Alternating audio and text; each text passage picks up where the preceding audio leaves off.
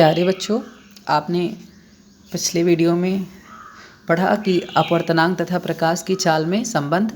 यदि पहले माध्यम के सापेक्ष दूसरे माध्यम का अपवर्तनांक 1 और 2 हो तो पहले माध्यम में प्रकाश की चाल बटे दूसरे माध्यम में प्रकाश की चाल। यदि पहले माध्यम के सापेक्ष दूसरे माध्यम का अपवर्तनांक 1 और 2 हो तो पहले माध्यम में प्रकाश की चाल बटे दूसरे माध्यम में प्रकाश की चाल। तो चलिए आइए हम इसके सूत्र पर आधारित प्रश्नों को देखते हैं। तो हमारा पहला प्रश्न है, वायु तथा कांच में प्रकाश की चाल क्रमशः 3 × 10⁸ मीटर प्रति सेकंड तथा 2 × 10⁸ मीटर प्रति सेकंड है। वायु के सापेक्ष कांच का अपवर्तनांक ज्ञात कीजिए। कांच तथा वायु में प्रकाश की चाल क्रमशः 3 × 10⁸ मीटर प्रति सेकंड तथा 2 × 10⁸ मीटर प्रति सेकंड है। वायु के सापेक्ष कांच का अपवर्तनांक ज्ञात कीजिए। तो सबसे पहले हम सॉल्यूशन बना लेंगे और गिवन दैट में देखिए क्या दिया गया है। वायु में प्रकाश की चाल दी गई है 3 × 10⁸ मीटर पर सेकंड। तो हम लिख लेंगे वायु में प्रकाश की चाल v सफिक्स में वेलोसिटी ऑफ एयर 3 × 10⁸ मीटर प्रति सेकंड। और फिर कांच में प्रकाश की चाल दी गई है। कांच में प्रकाश की चाल वेलोसिटी ऑफ ग्लास, इसको v सफिक्स में g से इंडिकेट कर सकते हैं, इक्वल टू 2 × 10⁸ मीटर प्रति सेकंड। अब टू फाइंड में हमें क्या निकालना है, वायु के सापेक्ष कांच का अपवर्तनांक। वायु के सापेक्ष कांच का अपवर्तनांक, तो टू फाइंड बना लेंगे इस तरह से हम।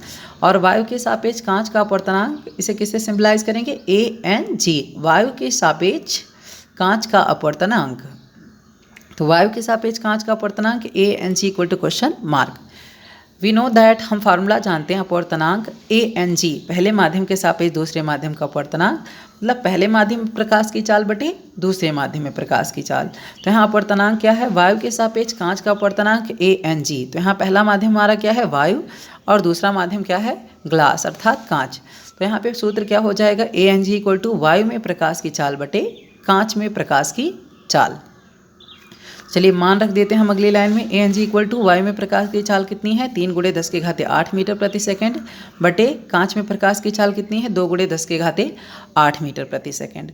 तो 2 गुणे रख देते हैं इसको भी, 2 × 10⁸ मीटर प्रति सेकंड। यहाँ 10⁸ 10⁸ से 10⁸ क्या हो जाएगा, कैंसिल हो जाएगा। हमें क्या मिलेगा अगली लाइन में, ANG इक्वल टू 3/2। जब यदि हम 2 से 3 में भाग दे देंगे तो हमको अगली लाइन में मिल जाएगा ANG इक्वल टू 1.5। तो अतः हम लिख सकते हैं इसका आंसर, अतः वायु के सापेक्ष कांच का अपवर्तनांक 1.5 होगा। अतः वायु के सापेक्ष कांच का अपवर्तनांक 1.5 होगा। हमारा नेक्स्ट क्वेश्चन है, वायु तथा जल में प्रकाश की चालें क्रमशः, वायु तथा जल में प्रकाश की चालें क्रमशः 3 × 10⁸ मीटर प्रति सेकंड तथा 2.25 × 10⁸ मीटर प्रति सेकंड है। वायु के सापेक्ष जल का अपवर्तनांक ज्ञात कीजिए। अब हम सॉल्यूशन बना लेंगे और गिवन दैट। तो सबसे पहले गिवन दैट में देखिए क्या दिया गया है, वायु तथा जल में प्रकाश की चाल। वायु में प्रकाश की चाल कितनी दी गई है, 3 × 10⁸ मीटर प्रति सेकंड। तो हम लिख लेंगे वायु में प्रकाश की चाल बराबर 3 × 10⁸ मीटर प्रति सेकंड। और जल में प्रकाश की चाल कितनी दी गई है, 2.25 × 10⁸ मीटर पर सेकंड। तो इसे लिख लेंगे जल में प्रकाश की चाल बराबर 2.25 × 10⁸ मीटर प्रति सेकंड। टू फाइंड हमें क्या निकालना है, क्या निकालना था हमें, वायु के सापेक्ष जल का अपवर्तनांक। वायु के सापेक्ष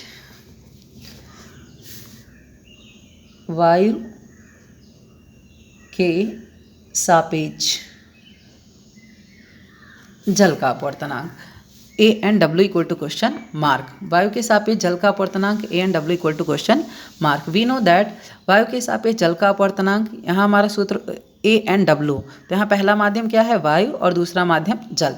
तो हमारा सूत्र क्या बन जाएगा, वायु में प्रकाश, पहले माध्यम में प्रकाश की चाल बटे दूसरे माध्यम में प्रकाश की चाल, अर्थात वायु में प्रकाश की चाल बटे जल में प्रकाश की चाल।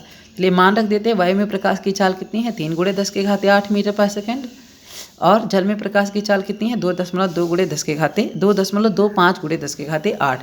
यहाँ 10⁸ से 10⁸ कैंसिल हो जाएगा, हमें मिलेगा 3/, नेक्स्ट लाइन में क्या मिलेगा, 3/2.25। अब हम दशमलव हर से दशमलव खत्म करने के लिए इकाई, दहाई, सैकड़ा, अंश और हर में क्या करेंगे 100 से गुणा कर देंगे। तो 3/2 दशमलव अगली लाइन में 3/2.25 गुणे 100, यहाँ 3 गुणे 100, यहाँ 2.25 गुणे 100। हम इसका गुणा कर लेंगे तो हमें अंश में मिल जाएगा 300 और यहाँ क्या मिल जाएगा 225.00। दशमलव के बाद का जीरो हम छोड़ देते हैं, निगलेक्ट कर देंगे, तो हमें मिल जाएगा अगली लाइन में 300/225, जिसे अगर हम 5 से सिंप्लीफाई करेंगे, 5 से सरल करेंगे तो 5 छक 30 और जीरो जो बचेगा यहाँ बढ़ जाएगा, यहाँ 5 चौक 20, 2 बचेगा तो ये 5 25। फिर अगर हम इसे सिंप्लीफाई करेंगे 5 से तो 5 एकन्ने 5 और यहाँ पे 10 हो जाएगा तो 5 दूनी 10 और इसे करेंगे तो 5 9 45। फिर यहाँ 12 है, अगर हम इसे किससे सिंप्लीफाई करें 3 से तो 3 4 जा 12 और यहाँ क्या हो जाएगा 3 3 जा 9, 3 3 जा 9। तो हमें नेक्स्ट लाइन में मिल जाएगा 4/3। तो अगर हम 3 से 4 को डिवाइड कर देंगे तो हमें मिल जाएगा ANW = 1.33। अपवर्तनांक का मात्रक नहीं लिखते हैं, इसलिए हम अपवर्तनांक का मात्रक नहीं लिखेंगे। अब हम आंसर लिख सकते हैं कि अतः वायु के सापेक्ष जल का अपवर्तनांक 1.33 होगा। आज का क्लास हम यहीं ओवर करते हैं। नेक्स्ट वीडियो में नेक्स्ट टॉपिक के साथ मिलेंगे। Thank you.